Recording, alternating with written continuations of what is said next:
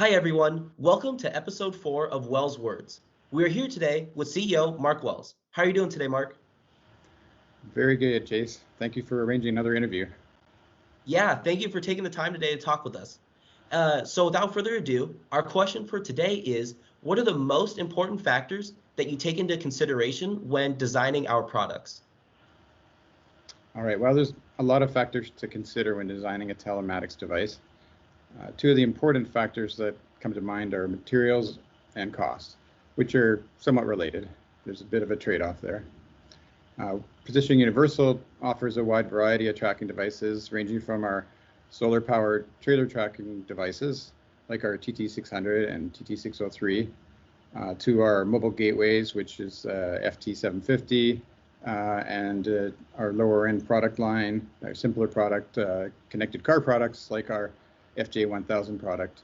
So each of those has a different approach to the materials used for the enclosure and the casings for the device.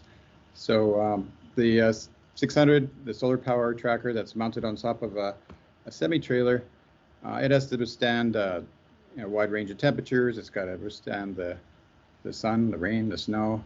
Right. And especially long periods of sunlight, are hard on plastics. So it has special plastics that has materials in it that won't degrade in the strong sunlight. This, of course, adds extra cost to the device, and because it has to withstand the sun and the weather, and it's in a harsh environment. It's got to be washed and sprayed outside. So and we want that device to last out there for 5 to 10 years. So that's kind of the most expensive and most difficult to design from a weather perspective, and cost the most.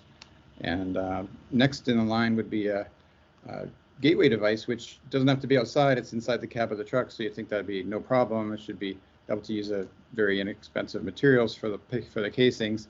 But in actual fact, you have to use a fairly good materials, because the temperature inside of a truck can get to 160 Fahrenheit in the direct sun when the windows are closed and it's sitting out there for a long time.